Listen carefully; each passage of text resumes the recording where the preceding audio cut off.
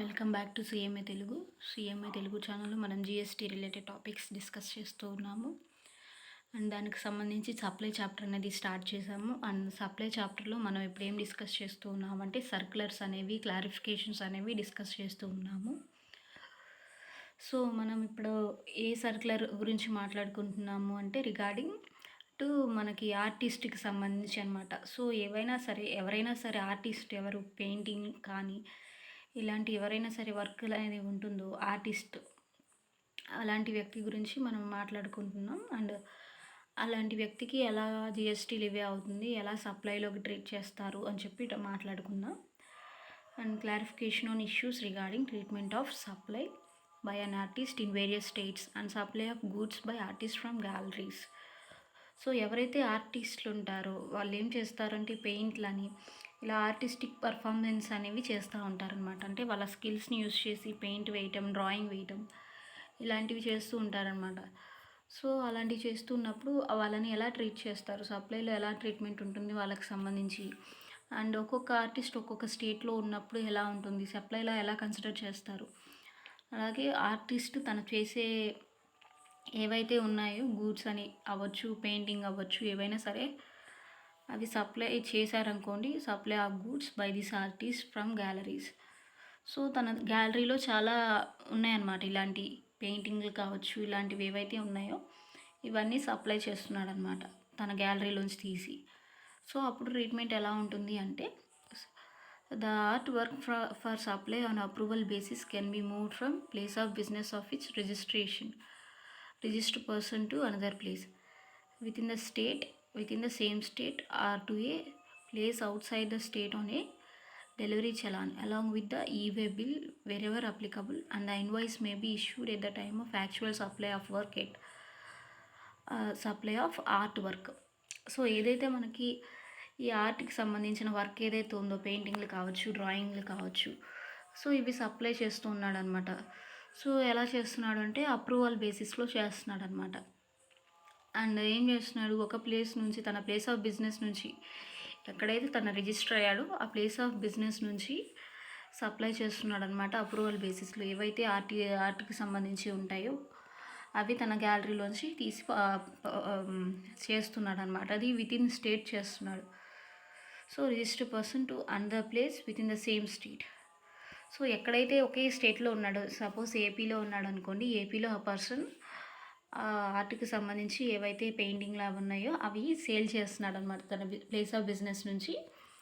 అదే స్టేట్లో వేరే అదర్ ప్లేస్కి సెండ్ చేస్తున్నాడు అనమాట, సప్లై చేస్తున్నాడు అనమాట.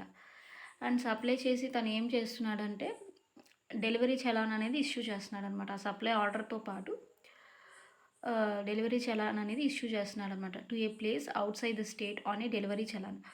సో అంటే ఏంటి, ఆ స్టేట్లో ఉన్నప్పుడు ఇష్యూ చేస్తున్నాడు, అలాగే అదర్ స్టేట్, ఇంటర్ స్టేట్ జరిగినప్పుడు కూడా, ఇంటర్ స్టేట్ సేల్ జరిగినప్పుడు కూడా ఏం చేస్తున్నాడంటే ఆ బిల్స్ ఏవైతే ఉన్నాయో చలాన్ అనేది, డెలివరీ చలాన్ అనేది ప్రింట్ చేసి ఇస్తున్నాడు అనమాట. అంటే మనకి ఎలా చెప్పాలంటే ఇన్వాయిస్ లాంటివి ఇష్యూ చేస్తున్నాడు అనమాట. సో డెలివరీ చలాన్ ఇష్యూ చేస్తున్నాడు along with e-way bill. So మనం ఏదైతే ఎలక్ట్రానికల్లీ బిల్ అనేది ప్రిపేర్ చేసి సెండ్ చేస్తున్నాం అనమాట. సో ఏంటంటే మాన్యువల్లో కాకుండా డైరెక్ట్గా ఆన్లైన్లోనే బిల్ ప్రిపేర్ చేసి సెండ్ చేస్తున్నాం అనమాట వాళ్ళకి. సో ఇంటర్ స్టేట్ సేల్స్ జరిగినప్పుడు అనమాట. సో వేరెవర్ అప్లికబుల్ అంటే ఎక్కడైతే అవసరం ఉందో అక్కడ అవసరం ఉన్న సిచ్యువేషన్స్లో బిల్ కంపల్సరీ అని అంటారు కదా, అలాంటి సిచ్యువేషన్లో డైరెక్ట్ ఆన్లైన్లోనే బిల్ ప్రిపేర్ చేసి ఆ డెలివరీ చలాన్తో పాటు ఈవే బిల్స్ కూడా ఆన్లైన్లో సెండ్ చేస్తున్నాడు అనమాట. And the invoice may be issued at the time of actual supply of work art. So ఏదైతే ఇన్వాయిస్ ఉంటుందో ఆ ఇన్వాయిస్ కూడా ఇష్యూ చేస్తారనమాట. ఎప్పుడైతే మనం యాక్చువల్గా మనం తన గ్యాలరీ దగ్గరికి వెళ్ళి ఆర్ ఏదైతే తన ప్లేస్ ఆఫ్ బిజినెస్ ఉందో అక్కడికి వెళ్ళి మనం పర్చేస్ చేస్తాం కదా, అప్పుడే మనకి ఇన్వాయిస్ కూడా ఇష్యూ చేస్తాడనమాట. And the invoice may be issued at the time of actual supply of art work. So ఏదైతే మనకు ఆర్ట్కి సంబంధించి వర్క్ అవి పెయింటింగ్లు అవి కొంటున్నామో ఆ టైంలోనే మనకి ఇన్వాయిస్ అనేది ఇస్తాడనమాట. ఎవరు, ఈ ఆర్టిస్ట్ అనమాట. ఎవరైతే పెయింట్లు అనేది, ఎవరైతే ఇలా డ్రాయింగ్స్ అని ఇలా వేస్తుంటారో వాళ్ళనమాట మనకి. సో ఎక్కడ అవసరమైతే అక్కడ ఈవే బిల్స్ ఇస్తుంటాడు. అలాగే ఎక్కడ సప్లై జరిగిందో అదే ప్లేస్లో మనకి ఇమీడియట్గా మనకి సప్లై జరిగిన టైంలోనే ఇన్వాయిస్ కూడా ఇష్యూ చేస్తుంటాడు. అలాగే డెలివరీ చలాన్ కూడా పంపిస్తూ ఉంటాడనమాట. And in case of second point చూడండి, in case of supply by artist through galleries there is no consideration flowing from the gallery to the artist when the artwork are sent to the gallery for exhibition, and therefore the same is not a supply. It is only when the buyer selects a particular artwork displayed at the gallery that the actual supply takes place, and applicable GST would be payable at the time of such supply. So ఇక్కడ ఏం చేస్తున్నాడంటే art galleries అని ఉంటాయి అనమాట. అంటే ఏంటి, మనకి ఏవైతే ఎగ్జిబిషన్స్ అని, మ్యూజియంస్ అని, పెయింట్కి సంబంధించి పెయింట్ ఎగ్జిబిషన్ అని, ఆర్ట్ ఎగ్జిబిషన్ అని పెడతారు కదా. సో ఏవైతే తను చేసిన డ్రాయింగ్స్ కావచ్చు, తను చేసిన ఆర్ట్ కావచ్చు, అలా డిస్ప్లే చేస్తూ ఉంటాడనమాట. సో వచ్చిన జనాలు ఏంటంటే ఎవరైతే చూడటానికి వస్తారో ఎగ్జిబిషన్, వాళ్ళు ఏదైతే పెయింట్ నచ్చి అవన్నీ డిస్ప్లే బోర్డ్లో ఉన్న పెయింటింగ్లన్నీ చూస్తూ ఉంటాడనమాట, ఏవి బాగున్నాయి ఏవి బాగాలేదని. సో అలా డిస్ప్లే చేసినప్పుడు తనకి కన్సిడరేషన్ రాదనమాట. సో ఆర్ట్ గ్యాలరీస్లో సప్లై చేస్తే ఏంటంటే, అంటే ఇలా ఎగ్జిబిషన్స్ కానీ, ఇలా మ్యూజియంస్ కానీ, ఇలాంటి వాటికి సప్లై చేసామనుకోండి, మనకి ఏ కన్సిడరేషన్ రాదనమాట. ఎందుకంటే వాళ్ళు ఓన్లీ షో చేయడానికి కోసమే పెడతారు. అండ్ ఎవరైనా ఆ ఆర్ట్ నచ్చి కొనుక్కున్నారనుకోండి, ఆ డిస్ప్లే చేసిన ఆర్ట్ నచ్చి కొనుక్కున్నారనుకోండి, అప్పుడు సప్లై లాగా ట్రీట్ చేస్తారు. అంతేకాని ఈ ఆర్ట్ గ్యాలరీస్ యూస్ చేస్తూ తన ఆర్ట్ అనేది డిస్ప్లే చేస్తూ ఉన్నారనుకోండి, అప్పుడు దాని నుంచి మనకి ఏ కన్సిడరేషన్ రాదంటే ఓన్లీ చూస్తూ ఉంటారు ఏవే పెయింట్లు ఉన్నాయని, ఏ పెయింట్లు ఉన్నాయి, ఏ పెయింట్లు లేవు, ఏవి బాగున్నాయి, ఏవి బాగాలేదు అని చెప్పి ఇలా చూస్తూ ఉంటారు. సో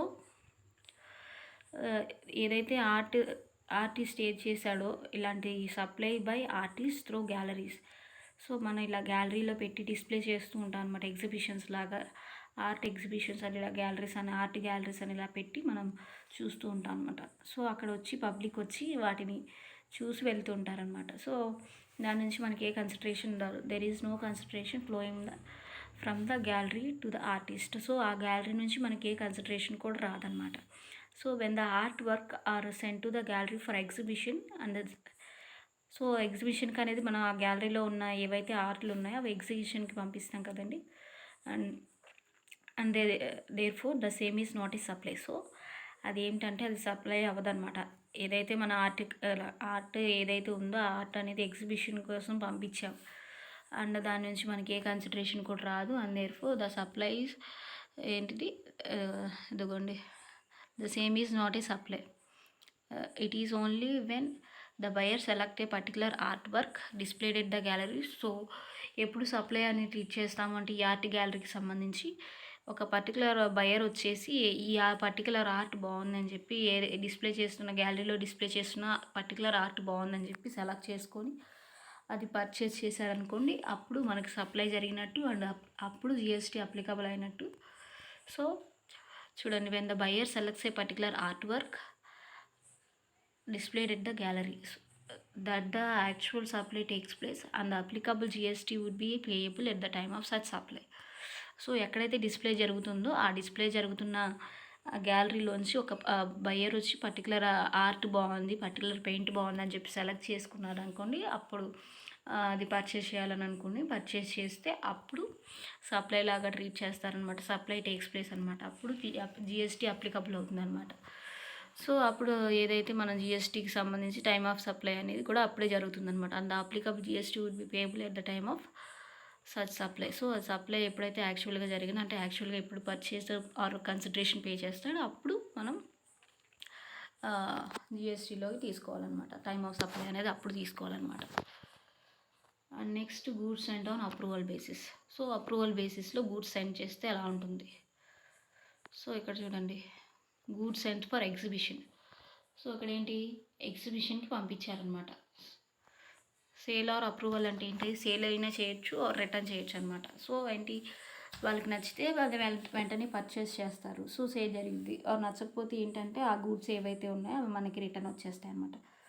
సో అదనమాట సేల్ ఆర్ అప్రూవల్ బేసిస్ అంటే. ఇప్పుడు ఎగ్జిబిషన్కి మనకి గూడ్స్ పంపించాము అండ్ ఎగ్జిబిషన్లో ఉన్న గూడ్స్ అనేవి అమ్మొచ్చు ఆర్ రిటర్న్ వచ్చేయచ్చు. So sale or approval basis అనమాట. So goods sent for exhibition, goods which are exposed earlier for exhibition purpose or consignment basis. So ఏవైతే గూడ్స్ మనం ఎగ్జిబిషన్ కోసం కానీ ఆర్ కన్సైన్మెంట్ బేసిస్లో కానీ పంపించామనుకోండి, అవి మళ్ళీ రిటర్న్ రావచ్చు ఆర్ సేల్ జరగవచ్చు అనమాట. సో సేల్ జరిగితే సేల్ అంటాం, ఆర్ అవి రిటర్న్ వచ్చాయనుకోండి, సో అప్రూవల్ బేసిస్లో గూడ్స్ వెళ్ళినాయి అని చెప్పి ట్రీట్ చేస్తాం అనమాట. వెళ్ళినాయి మళ్ళీ మన దగ్గరికి వచ్చేసినాయి. So no loss no profit అనమాట. ఓన్లీ మనకి ట్రాన్స్పోర్టేషన్ ఎక్స్పెన్సెస్ అనేవి ఉంటాయి. సో మనకి ఇక్కడ goods and for sale on approval బేసిస్లో మనకి ఏ సర్క్యులర్లో చెప్తున్నారంటే సప్లై గురించి సిబిఐసి సర్క్యులర్ నెంబర్ 21/2019, మన కస్టమ్ డేటెడ్ 24 అక్టోబర్ 2019. సో మనకి ఇక్కడ ఒక ఎగ్జాంపుల్ చెప్తున్నారు. సో ఫస్ట్ ఏం జరిగిందంటే exported earlier for exhibition purpose and consignment basis not a supply. So ఇక్కడ ఏం జరిగిందంటే ఫస్ట్ సిచ్యువేషన్లో ఏవైతే గూడ్స్ ఉన్నాయో అవి ఎక్స్పోర్ట్ చేశారనమాట ఎగ్జిబిషన్ పర్పస్ కోసం ఆర్ కన్సైన్మెంట్ బేసిస్లో. సో దాన్ని సప్లై లాగా ట్రీట్ చేయలేదు, ఎందుకంటే వాళ్ళకి యాక్చువల్ సేల్ అనేది జరగలేదు. సో అవి రిటర్న్ రావచ్చు ఆర్ సేల్ అవ్వచ్చు.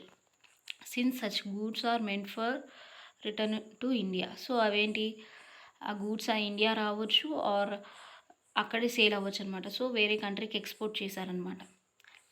లైక్ ఇక్కడ యుఎస్ఏ ఎగ్జాంపుల్ ఇచ్చారనమాట. సో ఎక్స్పోర్ట్ చేశారు ఎగ్జిబిషన్ పర్పస్ కోసం ఆర్ కన్సైన్మెంట్ బేసిస్లో మనకు చేశారనమాట. దాని నుంచి ఏ కన్సిడరేషన్ రాలేదు కాబట్టి నాట్ ఏ సప్లై.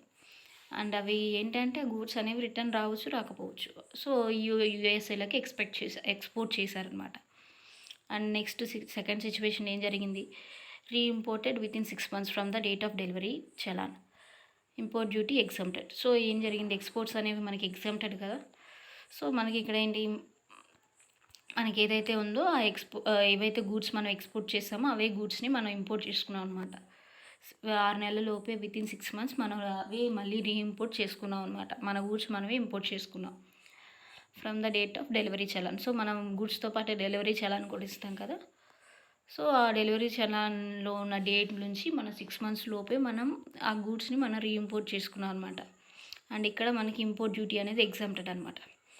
సో ఇక్కడ ఏం చెప్తున్నారు అంటే goods sent to related person or distinct person or to principal or agents or for exhibition in or participation in exhibition which are going to return to India is not a supply.